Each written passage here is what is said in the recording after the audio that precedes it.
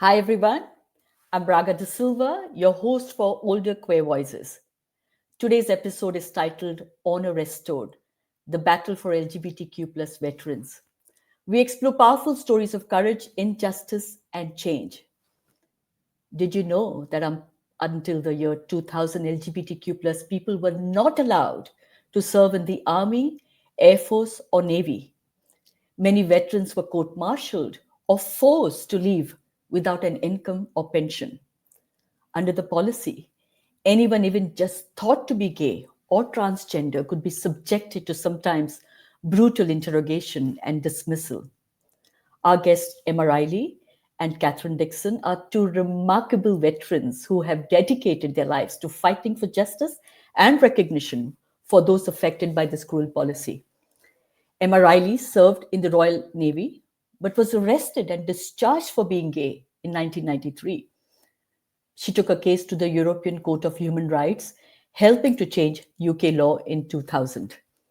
She's currently appointed to the independent panel for the LGBT plus Veterans Financial Recognition Scheme.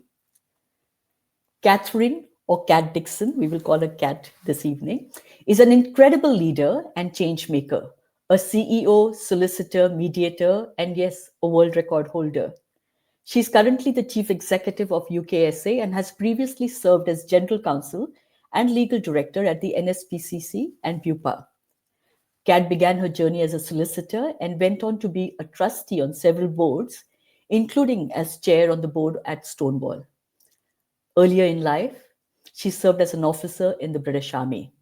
And if that wasn't impressive enough, guess what?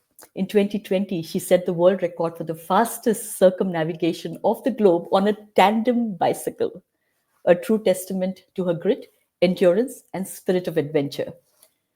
Together, Kat and Emma have helped drive the national conversation on justice for LGBT plus veterans, from the Independent Review and Financial Recognition Scheme to the apology from the UK government and the recent support expressed by King Charles for those who suffered under this discriminatory policy. Please join me in welcoming Emma and Catherine.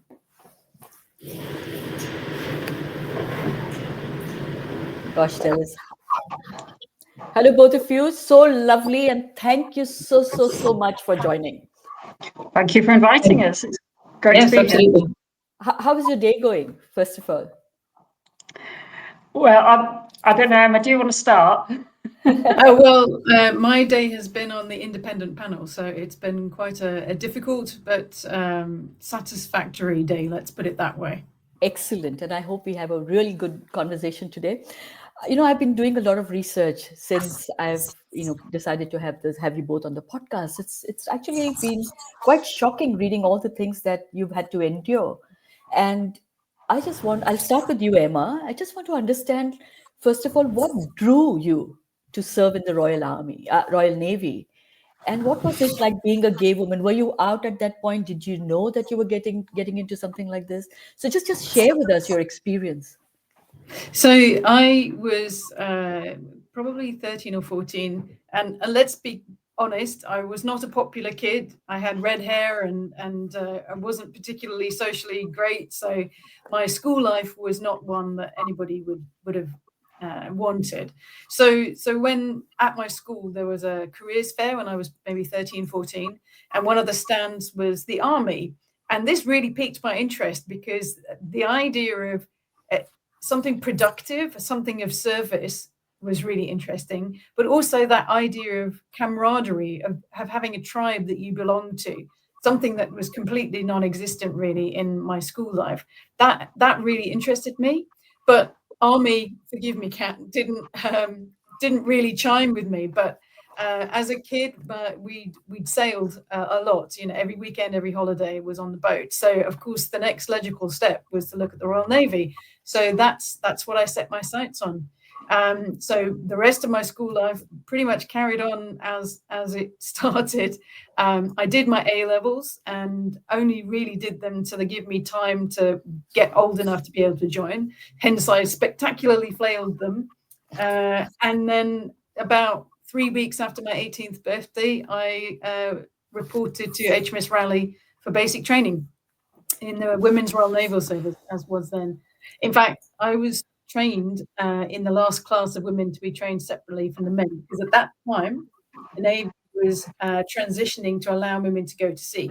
So we were the last ones to be trained as actual Wrens. The next class that came through was mixed sex, and everybody trained together. So the moment I finished my basic training, I put my hand up and said, yes, I want to go to sea, and did my secondary training as my trade, which was a radio operator, as in the first mixed sex class at HMS Mercury for that trade. So I loved training. I was really enjoying it. There were still elements that I was still getting a bit bullied and so forth, but you sort of expect that a little bit.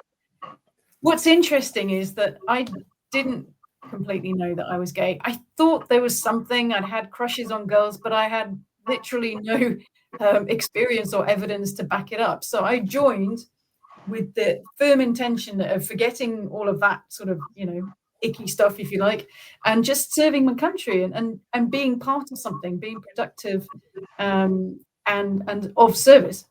So I did my training. I did really well. I was the class leader of the radio operators class. They'd sort of picked me and said, yes, you're probably going to be officer material. Let's keep an eye on you, kind of thing. I finished my training and went to my first draft, which was HMS Cornwall, a Type 22 Batch 3 frigate. And that was extremely exciting. I kind of, that old thing, you join the Navy to see the world. Well, I really did. I went to Scandinavia, I went to France, and most excitingly, we did West Indies guardship. So I get to go to the West Indies, Tortola, the British Virgin Islands, America, Canada. I really did see a lot of the world. And the work was great. The places we were going were exciting, but the backdrop was a huge amount of misogyny and a huge amount of homophobia, because we were 25 women on board a ship of, 250, 300 people. So the men, quite a lot of them, didn't want women on board.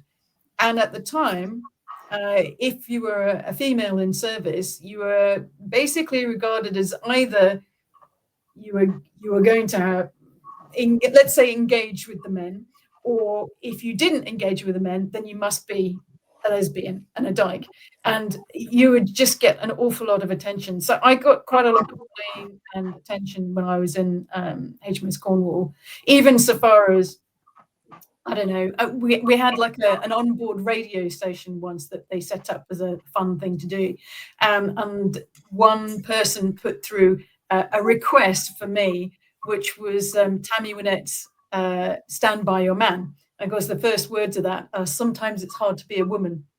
So that sort of thing was happening. I finished my draft there and went up and did a couple of drafts in Scotland. And even there, I was quite isolated. I would go out to do my work and come back, and the big board where everybody's names, you'd have your rating. So I was WRO, so Wren Radio Operator Riley. And every time I'd come back, the W would have been wiped out. So just really a lot of microaggressions alongside everything else. And eventually it came to the point where, in 1993, I was more strong in myself that I was gay. I'd sort of, on leave, I'd gone up to London and thought, well, I kind of need to really decide somewhere along the line what is going on in my head.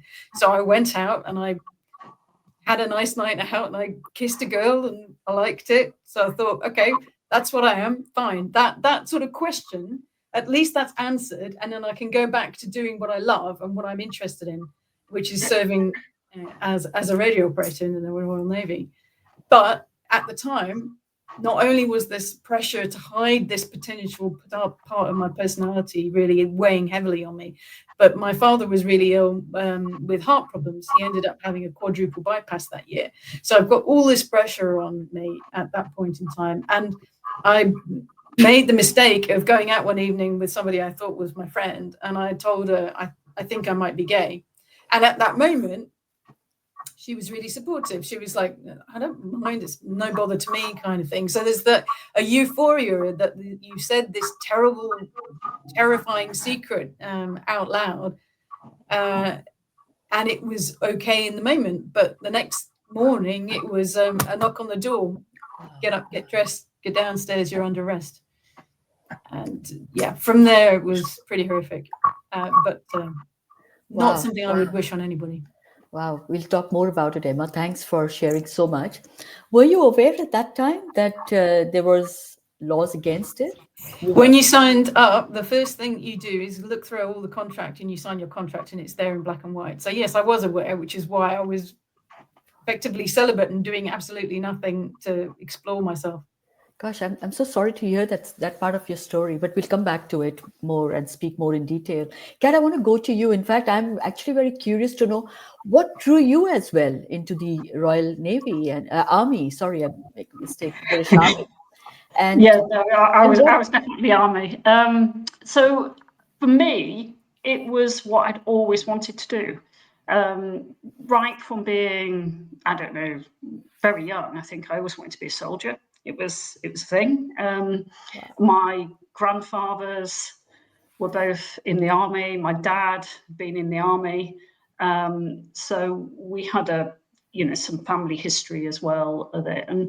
But I was really nervous about signing in, and signing up, because I knew it was a criminal offence. And I knew I was gay. I kind of knew probably from a fairly early age, sort of always have been, always will be, sort of thing. So that was quite a decision for me as to whether, to do the job that I've always wanted to do, right from forever, knowing that really my sexuality was a problem. And I think also it's also important just to think about the time that we were in. So this is I joined the Army in the late 80s. I was commissioned in 89, and this is at a time when our communities were being vilified. We had Section 28, which was just coming into force. People were dying. The guys were. It was right at the height of HIV, AIDS, and a lot of the rhetoric around that was incredibly damaging and not supportive. And so there's a backdrop. There's a political backdrop as well of how you felt about yourself, and that kind of shame that you had, and that sort of going into something, knowing what the rules were, and almost sort of accepting that, which when you reflect on that now, you think, how could you have done that? But it's, that was sort of the backdrop. So for me, I was commissioned. I did a fast track training, and I went to Sandhurst. I was basically a troop commander. I was an officer in the Royal Signals. I spent time in the UK, but also in Germany, because at the time we were in Germany, sort of post Second World War, and just hearing Emma's story. I mean, the backdrop of it was that there was a culture of sort of fear. And, certainly for the women, there was a massive amount of coercion, in the sense of, you had to be seen to be going out with the guys. You had to be seen to be, heterosexual in that sense. And therefore you were under massive pressure, to be, to have sexual relationships with men, which I did, actually, to fit in with that. And that's something that even now, fills me with a sense of shame, I have to say. And I guess what happened with me was, in some ways there was you knew what was happening. So you knew that there was a special investigation bureau that was set up in the military police to investigate you and find you. And you knew that if you went to gay clubs, that there would often be people there photographing you. You knew if you went to Pride that the security services would be taking photos. And I would, and I went, there was an organisation called Rank Outsiders. I went to Pride in the sort of 90s, just after that had been set up. I'm in my combats. And I've got a Rank Outsiders t-shirt on.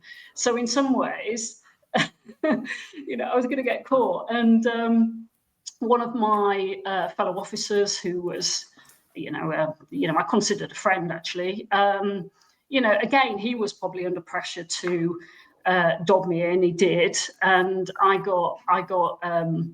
didn't get arrested. I mean, I always consider myself one of the lucky ones, but I got basically threatened with investigation, court-martial. And what happened often with the officers, that you were just, you were forced out basically, and that's kind of what happened to me. So I got out, and and I do consider myself lucky because I didn't come out with a criminal record for a sexual offence, and I've carried on with my life, and I've been blessed and very, very lucky with it. But I still carry the fear, even now. I still carry the fear that you lived with the threat of it, and that's taken me a long time to try and work through some of that. Gosh, I just cannot even imagine. I have a few questions for you here. One, did your dad know about your sexual orientation at that time? Were you out? And did he warn you about it? Well, I got caught snogging my girlfriend when I was 19, and that didn't go well with my family, I have to say. Okay. So there was so I kind of went into radio silence about it, as you'd say in the signals. But I've never told them that what happened to me. Even now, my family doesn't know. I mean, my dad passed away a few years ago, but even now, my mum doesn't know that I was, that I was threatened with the investigation and the court-martial. I never told anybody in my family. I was, it was shame. I was ashamed, and it was terrifying. I was only young. I was in my 20s, and it was terrifying. Gosh, so you were leading two lives basically until then, isn't it? Yeah, and how was that for you? Well, I think to a certain extent, many of us, if not, the vast majority of LGBTQ people at that time led two different lives. There's not many people were out at work, not many people were out publicly.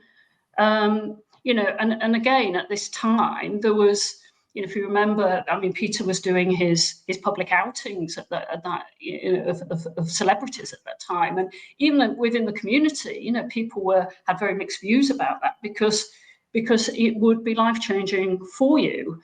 And so, that mental agility of never actually naming your partner, never actually giving them a pronoun, never actually talking. You can talk generically about what you maybe did at the weekend, but it would be always a sort of, oh yes, I went to the cinema, or oh yes, I had it would never be specific. And that's how you lived. I mean, that was, that wasn't, but with the forces, of course, you had that additional pressure that you knew you were committing a criminal offence, which was a sexual offence. So, you were going to be on the sex register. You were going to be, you run the risk of prison, and, it would have ruined your life and it did for so many people. And that's the work, Emma's been doing some amazing work around sort of reparations for people who went through that. Yeah, but in your case, I'm just thinking, you already knew that this was a criminal offense, right? And I'm just trying to put myself in your shoes at that time and thinking, I'm in my 20s, and here there's a culture of fear, like you said. Yeah. Homosexuality was looked down upon, and the fear of always looking over your head to see, or your shoulders to see, is someone going to dog you in? And that is very scary for a young person to live through. Yes, no, completely. Yeah. And that's, that's why I work with Stonewall. That's why I was the chair of Stonewall. That's why I've complained all of my life to, you know, for that sort of inclusion and equality. You know, so the kind of army in some ways made me who I am.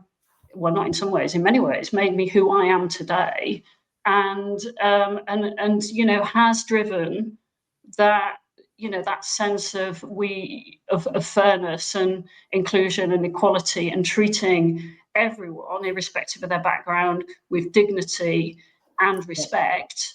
And that's what I believe in. And, you know, but I've been on the other side of that experience. So I know what it feels like not to have that. And that's what it was like in the armed forces.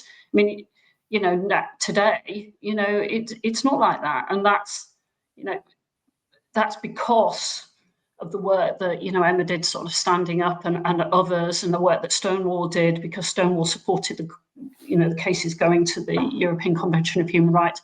Organisations like Fighting with Pride, that you know, Craig and Caroline, that sort of led the charge in that. They are, you know, they have done so much for our community. So there's so many people to name, but it's why, you know, people can now be in the armed forces and be openly LGBT, and that's okay. Yeah. And that's great. You know, I didn't grow up in this country. I came to the UK only in 2012. So I am ashamed to admit that I actually had no idea until Rishi Sunak made that comment in the House, and that's when I looked it up, and I was shocked. I thought something like this you can understand happening in developing countries, but this really shocked me, and that's when I started my research. And the more I read, the more I thought, this is like horror. It's, you don't want any young person, any person to go through it. You know, so let's, we're waiting for Emma to join us. For some reason, I think she's logged off. Yes. She's having... Yes. Emma, welcome back. Yes, I'm here, still here. I've been listening to it all, don't worry. Emma, I just had this very interesting conversation with Kat, and it kind of sits so beautifully with what you're saying.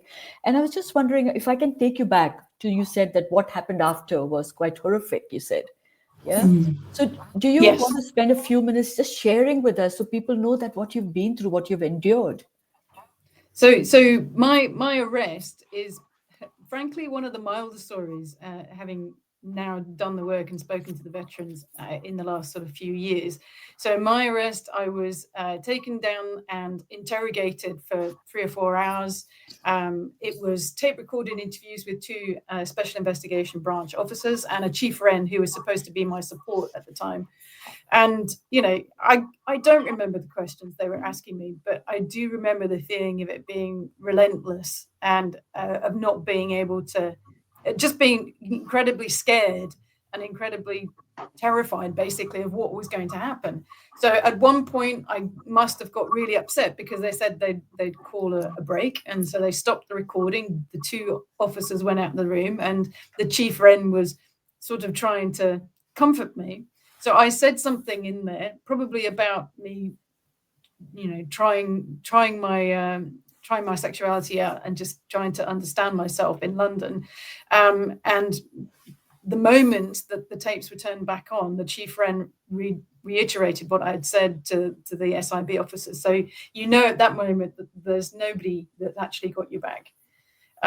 They finished the interrogation to take me up to my room to go and go through every single piece of belongings I have, every piece of clothing, every piece of material, from letters and so forth. And they stand me outside the room before they go in, and they say, do you have any electrical equipment? Meaning, you know exactly what they mean, right? It's all to do with making sure that the person is as off balance and humiliated as possible, so that they will tell you everything. So to give credit to my poor 21-year-old self, I did say, if you mean dildos and vibrators, please do search the rest of the women's block, but none in mine.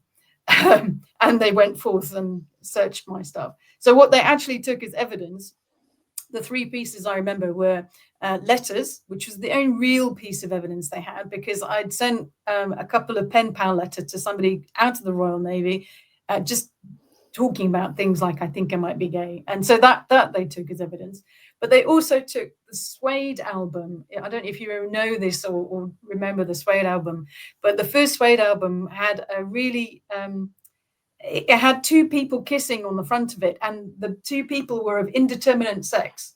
So they took that as evidence, and they also took a VHS video of a Julian Clary comedy show. And Julian Clary is a very camp comedian. So it's like, okay, so everybody who watches Julian Clary must be gay, right? But yeah, so it the sort of clutching at straws, or clutching at anything that could prove it. Then they moved me out of the room that I'm sharing with this woman who's dobbed me in, but I'm still living in the same block. They stopped me working where I was and put me somewhere else, but I'm still eating in the same mess as her. And I'm walking around a base where literally everybody knows what's happening to me. It's humiliating and isolating and terrifying. And in some ways, the worst thing they did was they sent me home to tell my parents what was happening. So I had to go from Scotland down to West Sussex, which is where my parents were. And I had to tell them that not only was I gay, but I was going to be, or probably going to be, discharged from the Royal Navy. And I was terrified because they were so proud of their daughter doing this. I was so terrified of disappointing them. I didn't know how to say it. I remember, I have a visceral memory of that room. I can see exactly where my parents are and where the chairs are and the windows and everything. And I was absolutely terrified. I asked my mum years later what it was like, and she said it took me about 5 or 6 hours to stop crying long enough to actually tell them what the problem was. Now, I'm really lucky in that my parents were supportive. So I cannot thank the stars enough that I happen to have those two people as my parents, because many veterans had doors and family homes closed to them the moment they had this revealed. So I'm very lucky in that sense. So I went back up. I had to wait however many weeks it was, brought up to captain's table, told 48 hours to leave the base, sign here to say that you're not going to challenge it, which I did. I said the only reason I'm not challenging it is because my father's so ill at this point. And then you hand in all your kit, which I unceremoniously dumped on the floor when I had to do that. And then that's it. The door closes and your life, as you know it, is gone. You have to read your entire map of the world. You lost your job, your accommodation, your friends, your social life. You've lost your identity because everything is so wrapped up in what you are as part of the military that you don't even know who you are. You have no idea what the rest of your life is going to be. And did you lose your pension as well? I didn't, because at the time when I was discharged, it was an administrative discharge that they gave me. So a discharge short. So I didn't, but there were people that did, or in fact, people that were deliberately sped through the process so that they wouldn't qualify for their pension. They discharged them 2 or 3 days before they would have been qualified for their pension. So yeah, we can talk about how far above and beyond the military went in many situations later in the conversation. Sure. Gosh, I'm just like, sorry, I'm just heaving and sighing and thinking, is this like for real? Because I've been through a completely different experience myself, but quite similar in a way. And to then carry something like this, and your cat earlier was, sorry, it's just a bit of feedback. Kat was saying earlier that how she still carries that weight of the trauma, the fear. And I think all of us do. And I hope that you have healed, or that you are able to heal as as times get better. I'm going to go to Kat on this. Kat, as a former chair of Stonewall, and I know we just spoke about it, and a veteran yourself, you have a leading voice. I mean, I heard you 2 years ago at the Stonewall conference, and that was the first time I'd heard you speak, and I was completely taken aback. I said, how can this happen to anyone? Because like I said, I wasn't raised here, I had no idea. And so you must, while you have been the chair of Stonewall, you must have heard so many different stories. So what were some of the most painful truths you uncovered through that work? In relation to veterans, because obviously, Yeah. as chair of Stonewall, some of the story, there's stories that you hear which right across our community that that are terrifying, and that's why we do the work that we do. I think certainly with the veterans, and Emma will know this. I mean, some of the arrests, some of the interrogation, some of the correctional violence that went on. And the intimidation, the coercion, it was orchestrated. It was supported by the military. It was organized so that they would find us and get us out. And some of the stories certainly that I've heard about that and the impact that it had on people's lives, is absolutely heartbreaking. Bearing in mind that these people were doing a job, that serving their country, whether you agree with that or you're serving in the military or not, they did, and they've made that commitment, which included would be laying down their life, for the country, etc. And the treatment was absolutely shocking, and that's why, despite the fact that I still have in my head, because one of the things I did before I left, because I was commanding a barracks at the time, was I sat down with my senior teams and my sergeant, my staff sergeants, and I said, I've got to go, and this is the reason why. I have that as a, it's kind of a PTSD moment for me, in the sense of the fear that I felt going through that, and that, and that's going back. It's going back a long time, So I think but compared to being imprisoned, compared to having being on the sex register for a consensual same-sex relationship, which then spans years and years. I remember a story of a veteran that basically had a same-sex relationship. I think it was in the Navy, and had been imprisoned and had come out, went onto the sex register. 2016, I think it was, the police are knocking on his door because there is a sex offender in the area and he's on the sex register. And this is for a consensual relationship that he had, going back, and he is still being targeted by the police, less than 10 years ago.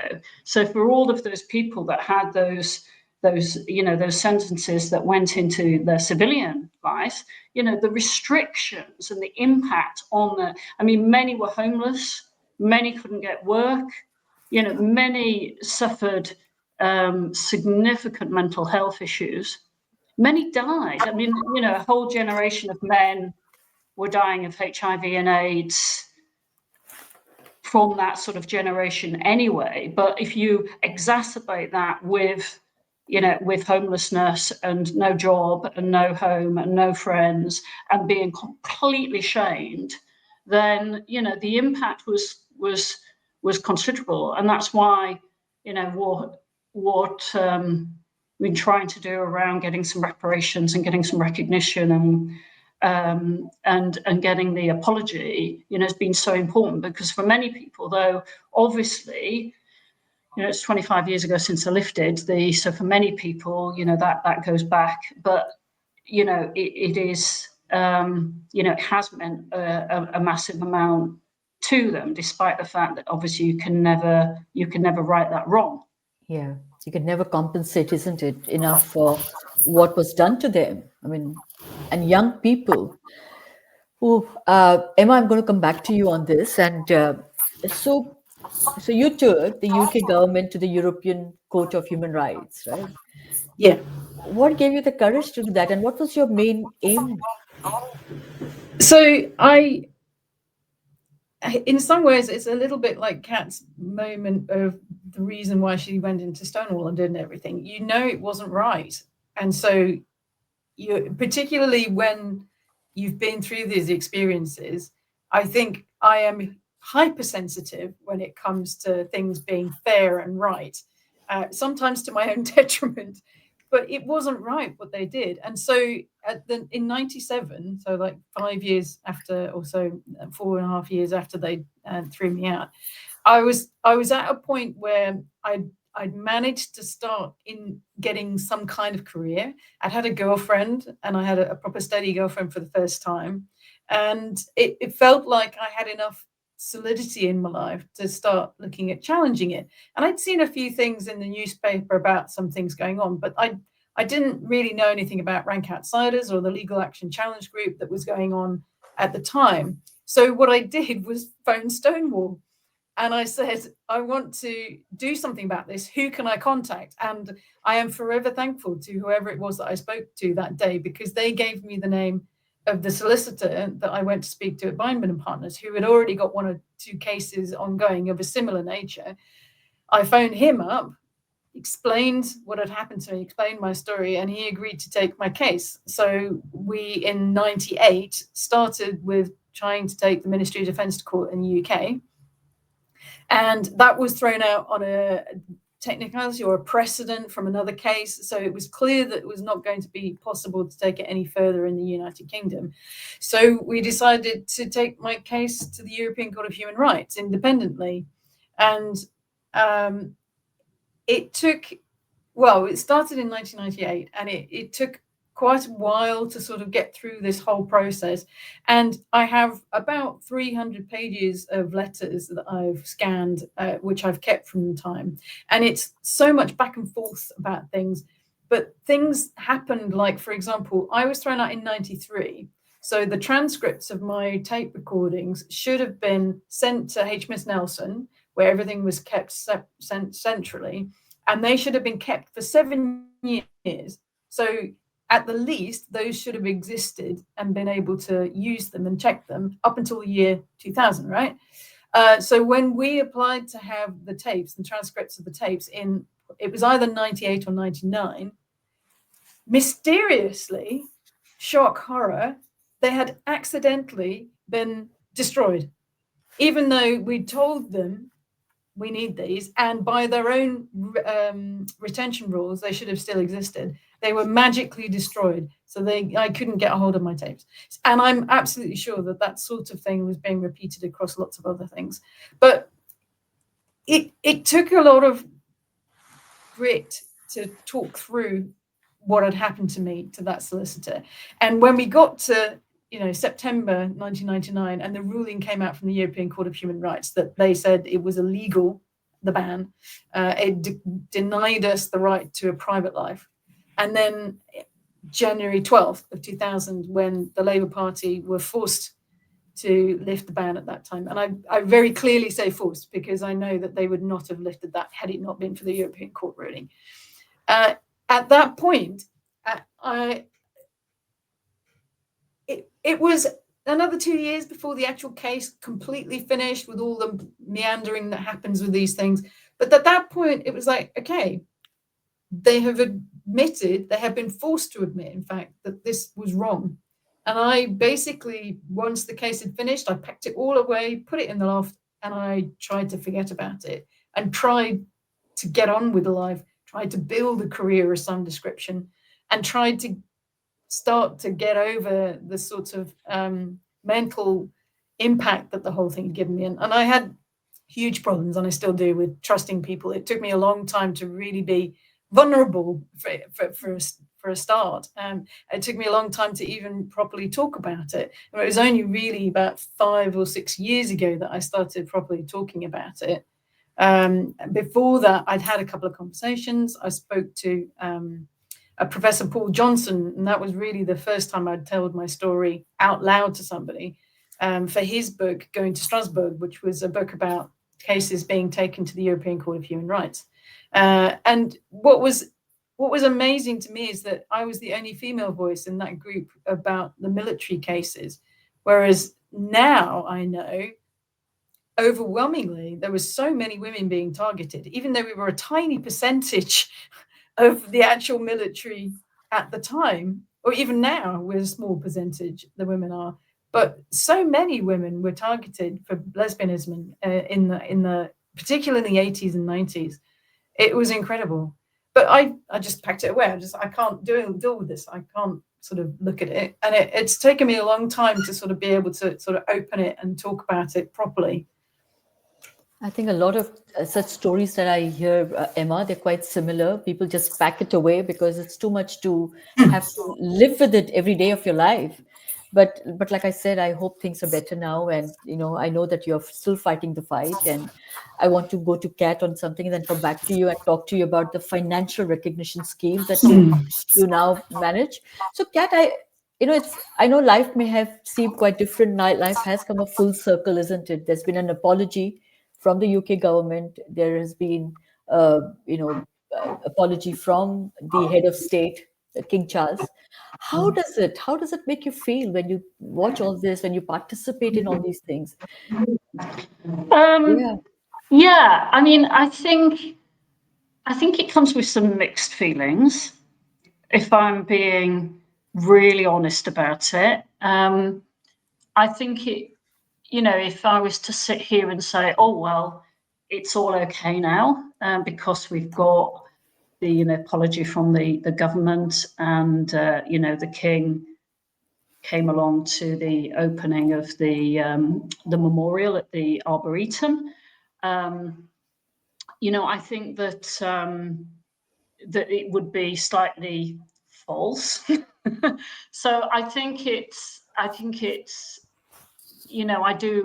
am proud of the role that I have played in supporting that, and I'm very much a bit player in it, given the work that other people have done. And I think it's great to get that recognition for the community and what they went through, and the fact that we're having this conversation, and we're highlighting what happened actually not that long ago. I think is great. Does it give me back the career that I always wanted to have and follow? Nothing can ever really do that, unfortunately. So I live with that. And I am proud, though, that that women, and lesbian women, gay men, and trans people can serve now in the forces. And and if I played a small part in enabling any of that to happen, and for people to be more accepted, then I'm proud of that. But on a personal level, does it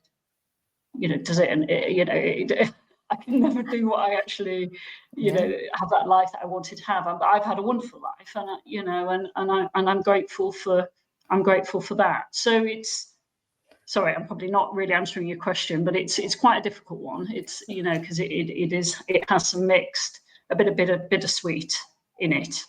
I can understand, because I'm not even from the forces, but I thought, like, why did it take this long?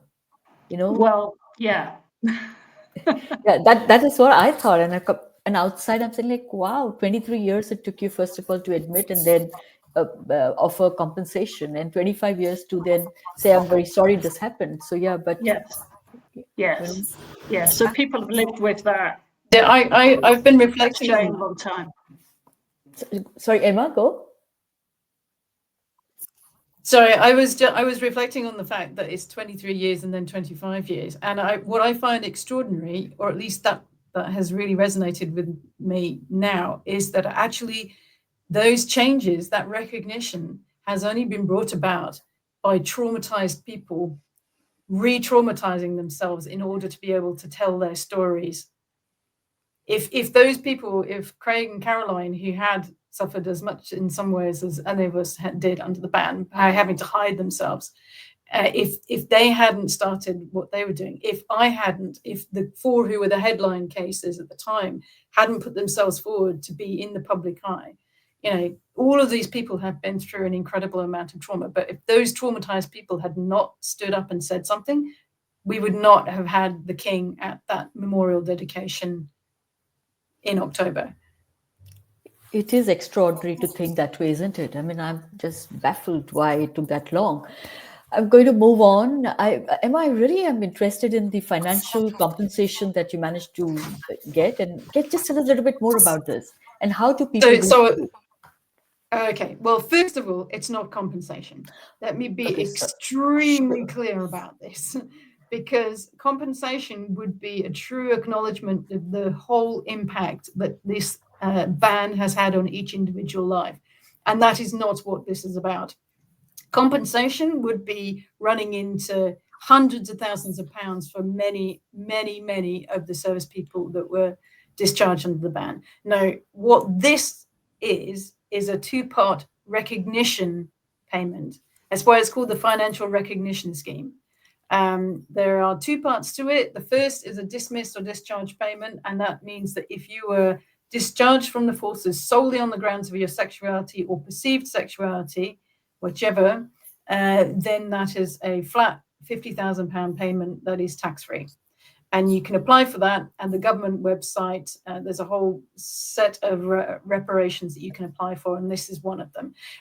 Other reparations that are non-financial are things like return of your berets and badges, looking into your pension to restore that if necessary, hard copies of Prime Minister Rishi Sunak's apology and also an apology from your service chief. But the financial part of it is one part for the dismissal or discharge payment. And the other part, which is what I'm involved in, is the impact payment. So what that is a £20,000 potential top up for a person, or it can be the only thing that they apply for, because some people weren't discharged, but they still suffered underneath the ban. And that's there to recognize very specifically the impact whilst in service. So when the cases are being reviewed, we have to ignore, and at times it's heartbreaking. In fact, every time I read it, it's heartbreaking to look at it because you can't include it. The amount of impact that it carries through into the following parts of people's lives, whether that be going back into the closet for 30 years or homelessness or financial ruin, drugs, alcohol, something that is there to try and help them with sex. There's so much there, which is why I'm very careful and very clear this is not a compensation scheme. Sure. So the £20,000 then ranges from, at the lower end of the scale, compensation for cultural issues, not really fully being able to be yourself, being worried that somebody might, tell you you're looking at somebody the wrong way, and so you're fancying them or something, right up to what Kat was alluding to earlier in the conversation. And we are talking truly invasive investigations. Like once a person has been very clear and very honest or whatever in admitting their bisexuality or sexuality, and yet still pressing for extremely detailed sexual elements of a relationship. What did you do with what, to whom, when? It's totally unnecessary. The amount of it also covers things like off-base surveillance if you're surveilled for no reason, or invasive medical examinations. So many of the people were given medical examinations to check whether or not they had been engaging in homosexual sex, for example. Utterly ridiculous. And we've seen cases that run all the way up to really, really terrible treatment by psychologists within the Navy or Army or Air Force, right up to aversion therapy. And we're talking all the way to electrodes. And that's still not everything, because we have to talk about imprisonment. And that could be two nights on their own in solitary as part of the guardroom, or it can be right up to 6 months in the military corrective training place at Colchester, or it could be sometimes, if it's an officer particularly, they tended to go to civilian prisons. So you've got the range is huge, and yet the top whack is £20,000. So for me, as somebody our job is to look at the statements, the impact statements that the veteran has submitted, and then look at all of the records that the Ministry of Defence and each service has been able to find on that person. And the aim is to try and understand what the impact was within service. And as long as there's no evidence in the military records to contravene something that the applicant has said, then we take it as read that the applicant experienced that. So if an applicant says, I was in prison for a week or whatever in Hong Kong, for example, then there's nothing in the records to say that they weren't, then we take it that they were in prison. If they say they were sexually assaulted, and there is a lot of sexual assault that is, and rape, frankly, that is in some of these records as well, then we do nothing but take their account for it, because it is a reverse burden of proof. If you say that that happened, there is nothing in the military records to contravene it, that's what happened. So we are reading all of these statements and all of these records, and the records can run for a person from, well, say 50 pages all the way up to, I think the largest file I read was 1,100 pages. And it's tough because, you know, I've gone through my stuff. Each person around the table has their own traumas that they're bringing as part of it. And yet now there's an element of vicarious trauma. So there's things that trigger me because it's very similar, or it's just blatantly horrific what's happened to somebody. But we're all there to hold that. Well, my reason for doing it really is because I wanted to be the voice of that veteran in that room, because I know what it's like to be arrested. I know what it's like to be isolated and put to the outside, and you don't know what's going to happen in the rest of your life. I know exactly how that feels. So I wanted to be a part of this so that I could be their voice as much as I possibly could in that room. It had to be done. It's the only right way that I could have, you know, moved on this. You've done fantastic, Emma. Really fantastic to hear. And how do people reach you? So the government have a website that you can go to. So it's on gov.uk, and I'm sure you'll have the link available for people. But basically, there's an application that you complete for both the impact payment and for the dismissed or discharge payment. And I would advise people, if they're putting an application in, it's horrific to do it. And I absolutely understand it. The idea of writing all of these experiences down is horrible, because seeing it in black and white when you've hidden or buried that for 30, 40, 50 odd years, it is traumatic in itself. So it's incredibly difficult. But the more detail, the more specific impact. Like if you say you are beaten, then tell us how and what they said at the time, and how did it make you feel? Or if you say that you were sexually assaulted, what does that mean? Is it, forgive me to saying it, but is it fingers? Is it more than that? Where, how many times? The more detail, horrific as it is, the more detail we can have, then that gives us more elements that we can raise funds against for you. And I just wish people would apply for it now, and because this money is there, and it's there to recognize the impact that was on you whilst you were in service, and just say it was completely wrong. They should never have done all of these things. As I said earlier, these were far beyond, I feel, the true meaning of legal investigations. Emma, thank you for that. Emma, one last question on it before I know we are coming close to the end of our podcast. Just how long does this entire process take? Once they have applied, how much time do they have to wait? So the dismissed and discharge payments are going through a little faster than impact payments. We are getting through the impact payments as quickly as we can, but we are limited by the amount that we can read and discuss on a day and in a week, and we are limited by having one chair, and we're doing as many as we can during the week, but we will get through them. It depends on how quickly the military can get the cases together. But we're now moving through them fairly swiftly. I don't know what the actual sort of start to finish time is currently, but I know it's not as fast as everybody would like it to be. I wish we could do more. Certainly from a personal point of view, I've changed my working hours. I've gone down in my working hours in my real job so that I do 4 days at my real job, a day on the panel, and then I spend my weekends and evenings reading cases. Sure. Good luck to you and best wishes. I'm just going to come to the end of the conversation.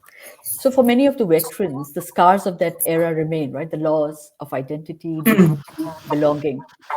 So I'll start with Kat. What do you believe still needs to be done to ensure full justice and healing? Yeah, it's a really difficult one, isn't it? I mean, I think it's so individual in terms of how people feel. There are a range of reparations that are available to people. So, and people respond to the different things in different ways is the reality of it. So for many, if I give myself as an example, I went back to the HQ of the Corps, so the Royal Corps of Signals, and I, was given my letter of apology, and we have a pin which is called the Efferton pin, and that's because Lord Efferton, who used to be the Master of the Rolls, he was the first openly gay Master of the Rolls, actually did the investigation and the report into which led to the recommendation surrounding the reparation. So we were given this pin, and that sort of public recognition by my Corps, for many people, giving them their medals and their beret and all of those sorts of things that were taken away from them is hugely powerful. Attending the Remembrance Day parade, which both Hammer and I did on Sunday, and marching past the cenotaph. Again, it's hugely, we're being accepted back into that military community. That's hugely impactful. We've got the memorial and at the National Arboretum, which I recommend anybody goes. It's a beautiful memorial. And we had the King attend that, and that was the first time that the Crown had sort of recognised what had happened. And I feel really privileged in that I was able to speak to the King's private secretary, and I was one of the people that was able to not, I don't want to use the word persuade, but talk about how impactful that would be for many veterans. So there's the financial reparations, not compensation, reparations that Emma's spoken about, and that for others, will be really, really important to them because of what they've lost. But I think that the biggest impact for me is feeling part of that military family, that military community, and having that camaraderie with others that have, had very similar experiences, some obviously significantly worse than mine, but had similar, we share that common bond, and we share that wanting to serve, and coming together as a group, I think is also hugely important for people. So, if you are somebody who's sort of considering whether, and I totally understand this, many people never want to hear the word military, or again, but if you are somebody who's thinking, please do get in touch, reach out to Fighting with Pride, reach out to Stonewall, reach out, to me and Emma, actually, find us on LinkedIn or whatever, but because join us, and we can share the stories, and I think having that family and that camaraderie again is really important. And standing tall and proud, isn't it? That's I saw the photos of you both, and I said, "Wow, you can just see that pride in your faces. You back, Yeah. yeah." Yeah. Emma, what do you believe still needs to be done? I actually fully agree with Kat. It really is down to each individual person. For me, I was kicked out in 1993, and then 2 weeks ago I sang for the King, because my quartet was singing at the moment that he was dedicating the memorial, and the other people laid flowers and bouquets to do that. So it's been an incredibly huge arc of a journey to get to this point. And I've been very lucky to be kind of at the center of some of this stuff as it's gone through. I met Craig 5 years ago of Fighting with Pride because we happened to be on the BBC sofa for breakfast on the 20th anniversary of the lifting the ban. And we found out in that green room that we'd served together on the same ship at the same time. Wow. So that brought me into the Fighting with Pride campaign. And that ended up with me being one of only 2 veterans actually in the House of Commons when Prime Minister made the apology in July of 2023. And then now, at the moment when the memorial stands to show all people, and specifically all LGBT people who are either serving now or have served, that their service is worthy, recognised, and they should have and can have pride in that service. It's a huge thing. It really is. I'd like as many people as possible to apply for the financials because we want to spend the money. We need people to apply and do it now rather than later. Let's get you that acknowledgement in a financial way that shows that you shouldn't have had to go through that process. That nobody should ever have done that to you for the sake of a private life. I can't say which is the thing that would fix everything because for everyone it's going to be different. And some, I'm going to say, will never get to the point where they will be comfortable because some will really want those who perpetrated these things to be prosecuted for the crimes that they perpetrated against us. And I don't ever see that happening, unfortunately. But there's a lot out there that people can hold on to. And I think the King being there at the memorial was the crown, the final seal of approval, our Commander-in-Chief saying, we recognise your service. Sure. One last 30-second question. I know we are running late and I know I've taken your time, but do you feel at peace? To me? Yeah, Emma, and then we'll end with Kat. So about 2 years ago, I finally started calling myself a veteran. I didn't before then. And I'm very thankful that I got asked to be on the impact panel. As hard as it is, that's a way of me being able to be of service again, which is all I've ever wanted. So at the moment, yes, I'm at peace. Great. And you, Kat? I mean, I feel incredibly proud of my service. Will I ever totally lose some of that shame? I don't think so, to be frank. I think I'm not sure from that kind of age, having that, growing up in that way, you ever really do. So, I think, so am I proud? Yes. Do I still feel shame? Yes. Will I always? Probably is the reality. But that doesn't mean I don't want that to sound negative because, with that, comes that fire, comes that sort of determination for justice and for equality and for inclusion. And that, that has made me who I am, and I feel proud of any small part that I play in relation to that. Well, I know at the end of the day, I think we somehow need to make peace, even if we don't feel at peace, right? We have to make peace, and Sure. I think I've done that in my life. And it's so courageous. I mean, it's listening to both of you today really reminds us that progress is never automatic. It's built on the resilience and bravery of people like you. That's what it is. And so thank you, Emma. And thank you, Kat, for opening up, for challenging injustice, and for paving the way for future generations of LGBTQ plus people in service.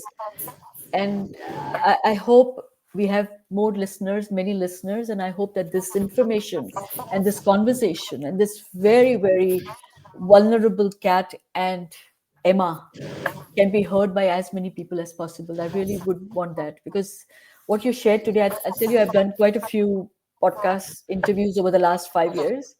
This was one of my hardest, because it was heartbreaking to hear what, and I know I haven't even touched upon 1% of what you've been through. So thank you, and I really value your time.